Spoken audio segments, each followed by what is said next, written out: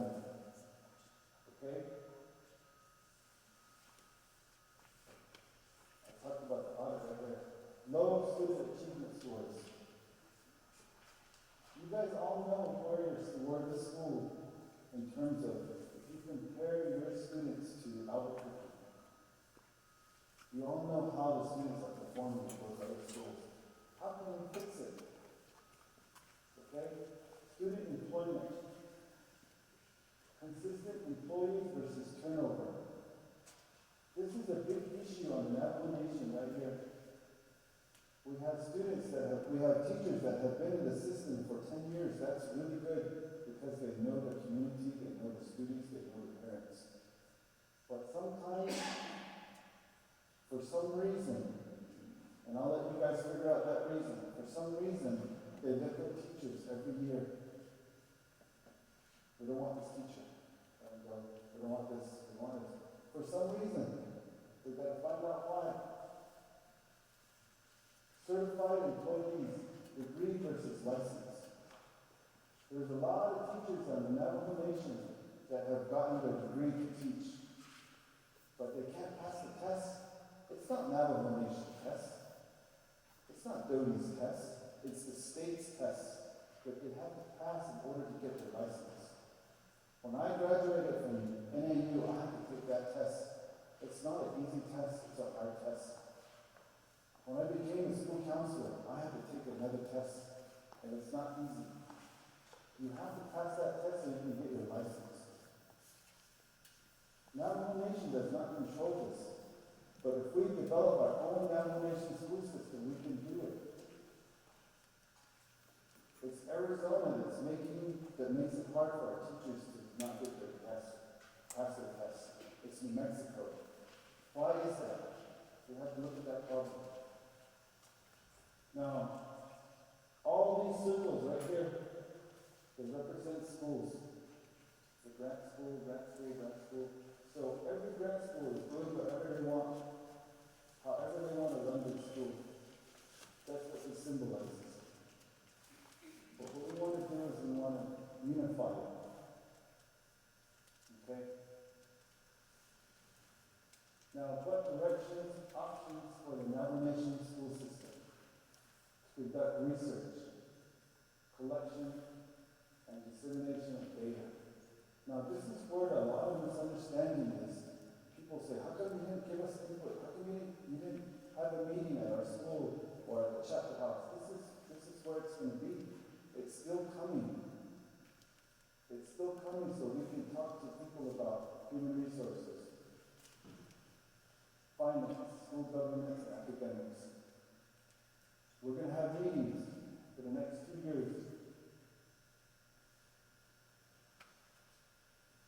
Navajo Nation also takes into account its own internal structure. We know that the Navajo Nation system right now, it's hard to hire somebody. It's hard to process documents. We know that. We hear it in the paper all the time. We hear it in the news all the time. How are we going to fix it? Okay? Recognize that Navajo Nation is not perfect. See? We're not perfect. But how can we fix it for our schools? Just for our schools. Okay? We know that in order to get money from the government, you have to go through 1, 2, 3, 4, 5, 6, 7, 8 steps. Just to get it through, and that takes about 6 months. How can we fix it? That's where we're going to need your input. Everybody's input. So year 1, this is what year 1's going to look like. This coming year, we're going to look at technical design. We're going to do the research. We're going to see why is it some schools are really good in their human resources. We're going to use that. Some schools have really good finance. They're submitting their documents on time. Their school governance. Let me tell you, I know for a fact that Richfield, I like to use Richfield Residential Hall in their school governance because they work with the CEO, they work with that leader there. They don't just say, do this, do this, do this, do this. They work together. Navajo Prep's the same way. Navajo Preparatory School, the school board works really well with BOJ. They work, they talk to each other. Okay? When we do this, year one, we have to do an MOU, MOA with the state departments. Because we have to look at what Galvin County is doing that they're good at. What Central Consolidated School District, what they're good at. What Albuquerque Public School, what are they doing? We have to develop MOUs and MOAs. Facility inventories. We heard this a lot of this comment yesterday. Some schools have run-down buses. Some schools have leaky roofs. Some schools have cracks in their floors and their walls. We have to do an inventory of all that and then find out how are we going to fix it. Because when a situation comes up, like for instance, I'll use Flagstaff for the town dormitory. That dorm, they had a lot of bed bugs. So they had to move those kids away. They had to move them to Loop. We worked really hard with the BIE to make sure that Washington heard our problem and they fixed it as fast as they could. They took all those beds out. They told Flagstaff, go ahead and order new beds so you can put beds in there. Let's fix it. Get those carpets clean right away so we can fix it. So we fixed it right away. And those kids that were at Luke, they got moved back to Flagstaff and they continued going to school. There was a problem over at Chimborazo Community School. There was a sewer pipe that broke. It was really smelly. It smelled awful. So we told the principal, go ahead and cancel school for that day. We called BIA. We called Washington office. Washington said, go ahead, fix it right away. They came and they fixed it. So that's how we can work together with schools to fix the situation. Examine existing nomination policies and laws. How are we going to make it stronger? We know that there's a lot of holes in Title 10. We have to fix it. The Board of Ed, they're sitting there, they know how to fix it. Okay? Year 2. This is year 2, this is next year. This is where academics comes. Because academics takes a lot of work, a lot more work is needed. Year 2 is going to focus on academics alone. Under academics, it's going to be the net curriculum, Navajo curriculum. There was a comment yesterday, they said, how come there isn't a Navajo curriculum? Well, let me tell you why there's not a Navajo curriculum. Because the Navajo Nation has developed context standards. Just like the state has their own standards. The schools themselves are supposed to develop their own curriculum according to the way the students operate. So the reason why the Navajo Nation does not have a curriculum is because there's a lot of people that say, we don't want to know the Navajo, how Navajos talk that live into the city. We talk differently. We say things differently. So that's why the Navajo Nation developed one standard. They're supposed to make their own curriculum. Just like the Galvin County, just like New York Unified. How come they're doing it? Some of our grant schools are not doing it. We have to ask those questions. Okay? The curriculum can involve the Common Core. We all know about Common Core. So concentrate on these areas here. STEM, reading, language, special education, social studies, and visual arts. Okay, and it's going to integrate Navajo context standards. Okay, this is how we're helping schools right now. Dr. Benali, her office is going to schools and they're showing schools how to implement Navajo language into their curriculum.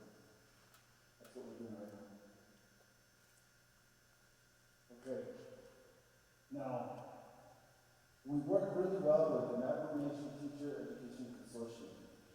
That's how we were able to get input from Dr. Martin, from Dr. Welch, and Dr. Reed. That's how we were able to use them to help us do the feasibility study, conduct the feasibility study. We want to continue to work with them. because they know, they did all this research, they know about it. Okay? We want to improve, provide input in ways to prepare our students to be college and career ready. Okay? Teacher training preparation. How are we going to get our teachers to teach the way they're supposed to be teaching? We're already doing that with the instructional rounds. Okay, we're working with the school. We're not telling the school, you have to do it this way, you have to do it this way. We're working together. We exchange ideas to make it better. Okay? Now, this graph right here, there's a lot of comment that says, now the nation's going to take all our money and our schools are not going to see any money. That's not true. So when people tell you that, say that's not true, because I'll show you. Over here is the Navajo Nation presidents right here. Navajo Nation Council. Navajo Nation Health, Education, Human Services. Right here is Doty on this side. Right here is the Treaty of 1868. This is where the government over here has to follow because they wrote that treaty and they signed that treaty. Here's the President of the United States. Here's Congress. Okay? Here's the laws that they made in 1997, Public Law 93-638. Here's the Department of the Interior, the BIA is right here. This is where our money comes from. It comes from Congress. They say we're going to give the BIA this much money so they can operate our schools. The money, the way this is what we're proposing, this is not set in stone yet. But there's a lot of anxiety. There's a lot of Navajo Nation's going to take all our money. That's not so because of this line right here. Every school gets the amount of money according to the number of students that they have. We can't touch it. Navajo Nation can't touch it. You know why? Because it's protected by law. So we can't dig into the money. So the money's going to go directly to the schools. Here's the Navajo Nation schools that are all 66. It's protected by law. There's all these people running around the reservation that say, oh, Navajo Nation will take our money. Or our schools will get very little. That's not so because it's protected by law. Transportation. Navajo Nation is going to take all our money because and the buses are not going to have any money to run on. They're not going to have any money. That's not true. It's protected by law. By United States law. Not Navajo Nation law, United States law. Okay? Now, right here's Doty. What we're proposing is to have a Doty Plus. Okay, 100, it's going to operate as a 197 at the grad school. This is for school operations. Doty's still going to be here, the superintendent's still going to be here, they're still going to have oversight of it to make sure that they're following what they're supposed to be doing. School operations. Now, if you operate as a 197, the Navajo Nation still cannot put their hands in there. They can't take that money. It's just like right now, if the council says we want to take money from Tohajale, they can't. Tohajale can't give them money because they're operating as a public law 297.